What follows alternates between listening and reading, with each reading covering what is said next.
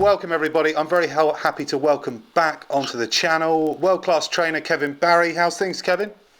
Adam, thank you for the welcome, and things are good. You know, I've had Joseph Parker back in camp for about a week and a half, and I've got Ugonoh in camp, and he's been here for a few weeks now. We're in our third week of full sparring, and he's getting ready to fight Dominic Brazil. So a busy time at the moment, and I've got Umar Salamov from Chechnya arriving back into training camp with me, the undefeated IBO light heavyweight champion. He's arriving back next week. Oh, fantastic. So it's a busy time, mate. Yeah, you got a lot going on. Very, very exciting. Well, let's start with Joseph Parker. I got sent a recording from a press conference from Duco Events where Joseph had cut his holiday short and was a little bit disappointed that the fight had actually gone to purse bids. However, since then, Duco have done very well in securing the rights to that fight. First of all, how important is that for you, for you guys to have sort of a bit of an edge in this first defence of his? Well, I tell you what, I think, obviously it was unfortunate that it went to purse bid, and we believe that we had offered Hughie Fury and his team and promoter Frank Warren a very good deal, which included a bunch of add-ons like UK TV, which they've now lost as well. Yeah. So we were very surprised that they took it to purse bid, and obviously with Frank Warren coming in at 2.8 million, he thought he was winning the purse bid. There was no doubt about that. So, look, big congratulations to our team at Duco. You know, it was important for me as a coach for Joe to get this fight in New Zealand. I'm trying to give Joe every opportunity to mature and develop a little bit more before, we push on and fight some of the real big boys in the heavyweight division. But, that hometown advantage is massive for us. We've got very good systems in place in New Zealand. We've got huge public support. And, I think that the crowd on the night, to uplift Joe are good enough to win a couple of rounds for us, so those close rounds. So, it's a major for us to get it there. But let me tell you this. Everyone expects the fight will be in Auckland, New Zealand. But I just want to tell you that, we are talking to some other sites at the moment. There has been there's been a big offer coming from Singapore, which is very interesting. The Samoa, I don't think they'll be able to raise the capital needed to have a fight of this magnitude. But, there's a lot of money in Asia. So, we're not ruling that out. And David Higgins is doing his due diligence at the moment and looking at all the various options that are available to us. One thing that's impressed me about Duco Events actually is they've been very good to me, sending me through audio from all the press conferences and things like that. They're very straight down the line. There's not a lot of bullshit, excuse my French. And that's good. That's how we when this company was started, we wanted it to be like that.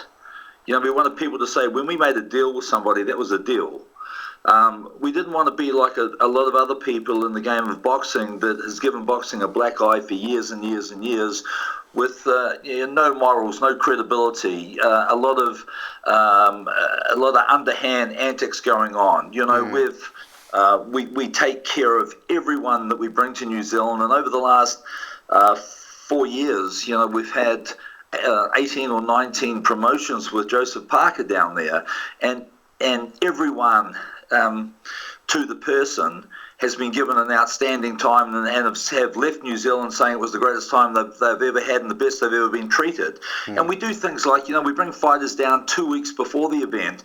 We put them in first-class hotels. They never get that sort of respect. We build them up in the media. We put them in front of cameras. And a lot of guys, have been around the game for, 12, 15 years, and they've never been like that. They've never had the respect like that, and that, I think, has held us very well and enabled us to bring the likes of a Carlos Takam down there and have the confidence to stage the Andy Ruiz fight down there, and now Joseph Parker's first world title defense against Hughie Fury. So the guys are doing a great job. We've got tremendous staff in our office.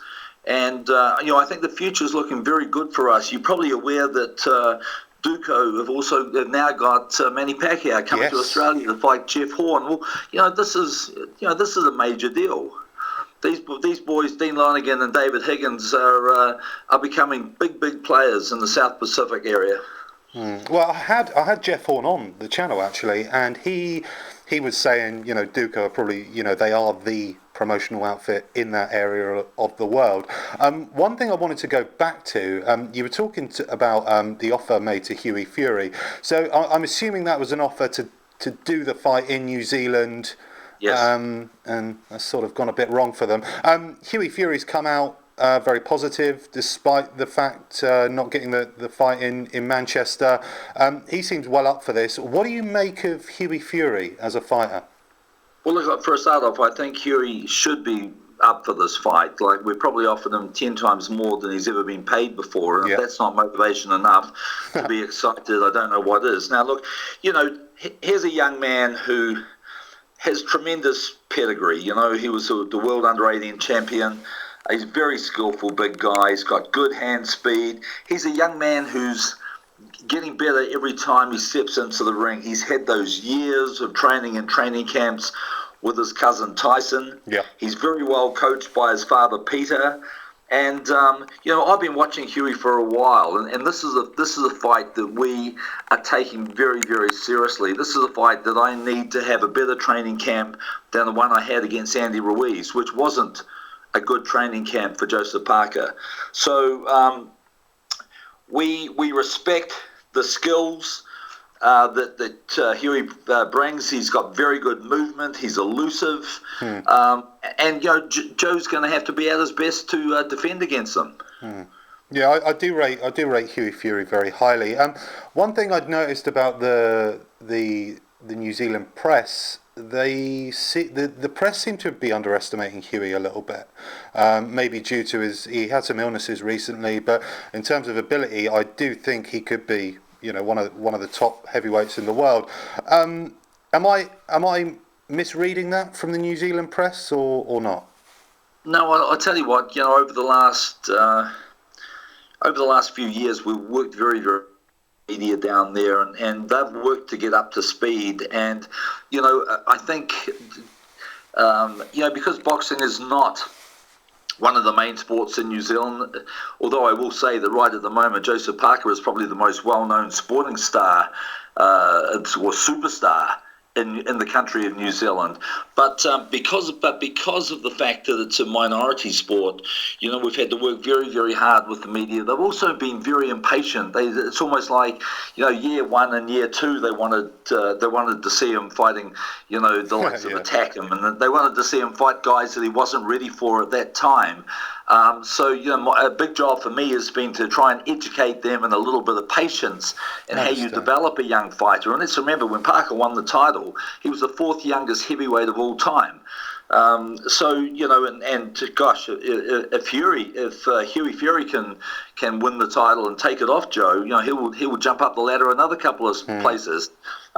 So look, to answer your question, the media do expect a lot, and I think a lot of that's because, of the All Blacks. The All Blacks always win. They are the greatest rugby team in the world, and they have been for a long, long time. And because of that, and that's our national sport, and they're our national team, a lot of the media expect all other sports, to punch above their weight and, just go straight to the top, which, boxing is a sport that there's a little more to it than that. A lot of those, you talk about the All Blacks and the rugby team, which have, they're world-renowned. Like, I remember growing up watching Jonah Lomu, one of the greatest sportsmen of all time, in my opinion. And I'm not a big rugby fan. It's probably, I'm a very casual rugby fan. How is sort of that crossover going from sort of that core of rugby fans? Are they sort of coming over to watch Joseph Parker? Is there a big crossover there? Oh, we have huge support from the All Blacks. Joe has personal friendships with a bunch of the guys in the team, and they're always, when they're not overseas travelling and not out of the country, they are always at the fights, and we have them in the dressing room. So there's a close bond there between Joe and the All Blacks, and they are some of his biggest supporters, and they realise how hard it is to make it on a global scale. And what they're doing in rugby, as world champions, going to only a handful of countries around the world. Joe's doing it in boxing, which is a global sport. So they have a lot of respect and a lot of support for him. Okay. Very interesting. So talking about the options for where the fight could take place, you seem about 80 to 90% sure it'll probably take place in New Zealand, and from the other research I've done, that seems to be the case. I saw something on Sky Sports News today that the fight could still take place in Manchester. That seems obviously, with the fight could take place anywhere with the right deal. Okay. But obviously, as Joe's, this is something I've spoken to with David Higgins in depth. And yes, look, to be straight up with you, it is a possibility. Okay. That it may still be there. But look, I would, as Joe's coach, I like that hometown advantage.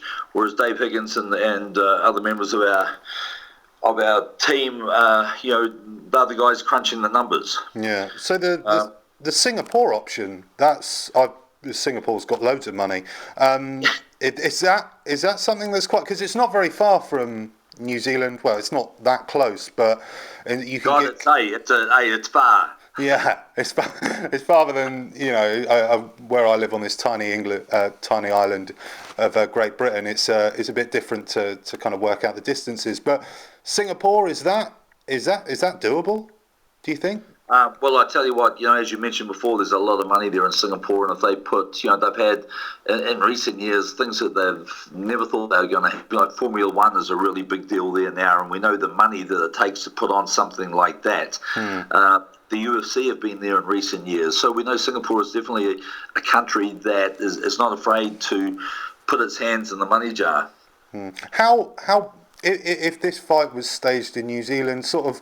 What sort of venue do you think we'd be looking at? Because obviously we made the Vector Arena in Auckland is the biggest indoor stadium we have in New Zealand, and that's what we use for the Andy Ruiz fight, and we sold that out comfortably, and as we would believe. We would for Joseph's first defence, especially against a fighter with the credentials of Hughie Fury, an undefeated young guy who's a big man, and with his relationship with his cousin Tyson, so he has good respect. And if the fight does take place in New Zealand, I can promise you, over the next few weeks, that the New Zealand media. Not only are they going to come to the UK and meet with Hughie and his team, but just the work that we'll be doing, I'll be bringing them all up to speed on this young man. And I know this is a difficult fight. Yeah, it is very interesting.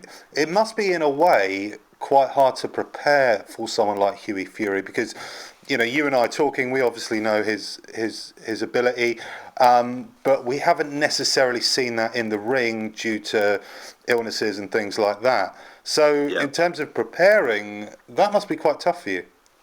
Yeah, well, obviously as a trainer, you study the styles and the fights and the previous opponents of the fighters that your fighter is going to be fighting.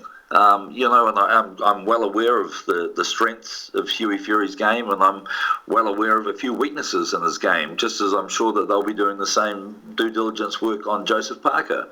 I know that as a coach that I mentioned to you before, the biggest fight of our career, the Andy Ruiz fight, was probably one of our worst training camps. So I know that, getting a good training camp in place for Hughie is very important, and if we do, I think Joe's performance level will step up from what we saw against Andy Ruiz. So what was you talk about not the greatest training camp there? For Joseph's biggest fight in his career by a long shot. What happened in the training camp? What? Well, we had there's a few things I can't discuss, of course, and a few things I can discuss. Like Joe had the birth of his daughter Elizabeth. Of course, yeah. He broke camp right in the middle of the camp when everything was firing and sparring was great, and then jumped on a plane and went down to New Zealand for 5 days hoping to be there for the birth. Missed the birth. It didn't happen, so we came back, got in the camp, and then the form that I had him in prior to that, we never really got back. He also, missed the wedding of his sister Elizabeth. Oh, really? I didn't know this. Very, very close to, and Mum was putting a little bit of pressure on me, saying, "Look, we really want to have him here. It's, we're a very tight family." And I go, "Look, we're trying to win a world title." But he missed that, and he celebrated it on Skype, and there was that, and we had a few niggles with some health problems and a couple of other personal issues that didn't add up to our best training camp. Well, I didn't realise the extent of some of the family. I wouldn't say issues, but family commitments is probably the better phrase to use. So for him to come through against a very skilled fighter against Andy Ruiz, you must have been really happy with how he pulled himself through that. I sat down with him afterwards, and it was a massive accomplishment. We'd come a long way in 4 years as a team, and we've never had this in New Zealand before, so it was, it was history making. But I also am well aware that there is much more improvement. And that's the exciting thing for me. Yeah, I was just going to say that. Look, there's also much more improvement in Hughie Fury. We're talking about two guys that are still developing. Well, so where would you sort of rank in terms of all the world champions? Where would you rate Joseph amongst your Wilder, Joshua, and sort of Klitschko and those sort of guys? How would you? Well, I would rank him one of the three best world champions. Yeah. Okay. And that was Adam. That was a tongue-in-cheek answer. we had three world champions. Yeah. Okay. Well, obviously you can't get any better than that, can you? No. Look, I think that why the heavyweight division is so exciting at the moment is because it's so open, and I think the guys that have the belts, Joshua and Wilder and Joe are talented guys, and guys who are in exciting fights, and guys that people want to watch fight. And hopefully, this year we'll see some unification fights. And I know that the Klitschko Joshua fights for a couple of belts, and that will, the result of that fight will set up the rest of the year. All these guys, as I mentioned, they've got exciting, crowd-pleasing styles. They like to knock their opponents out. They all hit fast. Joe's the smallest out of the three of them. But I think that, each of these guys also have a lot of flaws. And I think that's what makes it so exciting, that things could change very quickly. Well, talking about sort of what's going on this side of the world, Klitschko's going to fight Joshua at a 90,000 capacity or whatever. I can't remember what the figures are at the moment for how many tickets sold. But how do you see that fight going? Well, I think firstly it's an amazing accomplishment and testament to Eddie Hearn's ability as a promoter, what he's done with Joshua and what he's able to, and the drawing power that Klitschko still has. But, I think, Joshua's the guy pulling the crowd. We're very envious, watching the way this has been developing over the last year and a half. And I think it's exciting, and I think it's helping. It's helping not only heavyweight boxing, but it's helping boxing worldwide. And we're very excited about the possibility of, we get the right result against Hughie. We want to get over to the UK, and we want to be part of some of these massive events. And then getting back to your question, I think there's two ways to look at the Joshua Klitschko fight. You've got a guy with a world of experience who's now 40 years old or 41. I don't think he showed in that last Fury fight that he just couldn't pull the trigger. I think if a fighter gets to a stage where it doesn't matter physically what sort of shape you're in or mentally, it's just the body tells you can't do it anymore. And there were many times in the Fury fight that he put himself in the position but just couldn't pull the trigger. And I think when that happens to a fighter, you're getting towards the end of your run. And I'd be very, very surprised. I know there's a ton of experience, and I know that, he had him in training camp and sparred him as a youngster. And 2014, we went and sparred Klitschko in training camp with Izu and Joe. Joe never got as much work as Izu got. But that's another story. Anthony Joshua is a young guy who is getting better. His punch selection is better. I think his balance is better now, and he hits friggin' hard with his right hand. There was no doubt about that. And he's been a class above anything that's been in front of him to date. And because of that, I would have to have him as a favourite in that fight. I think the youthfulness and the power that he has will beat the experience of the aging Klitschko. Yeah, I'd have to agree with you, Kevin. Talking about the much talked about Joseph Parker versus Anthony Joshua fight, everyone's been kind of talking about this fight for a good number of years. I interviewed Joe on this channel about 2 years ago now, and he was talking about it then, and Eddie Hearn's been talking about it. They were saying Joseph's the favourite before you took the WBO title fight with Andy Ruiz. That seems to be the big one for you guys against Anthony Joshua. Is that sort of the biggest fight out there for Joseph at the moment? Is that the big one? Well, I'd have to say yes. Yeah. But we're also looking at the Klitschko fight after that. If Joshua gets the right result, he's got a mandatory with Pulev, which I believe they're enforcing. I'm not so sure what he's going to do with the WBA belt if he wins it. That could open up another option. But we're excited about that fight, and we want to put our skills against Anthony. I think it's a great fight for the fans. I think it's a fight that will develop a lot of hype. It's had hype for the last 2 years. If he takes care of his business and Joe can look great against Hughie, which is a big job, but if we look good against him, I think it's going to help build that fight up even more. Yeah. I don't know if it'll happen this year. I'd love to see it happen towards the end of the year, but boxing's a funny thing, and there's things can change on a dime. Yeah, you're true there. I think that is the one. I think ever since Joshua, even before Joshua won his world title, everyone over here has been saying they'd like to see him fight Joseph Parker. That's what everyone's been saying in the UK. So that could be huge. Well, moving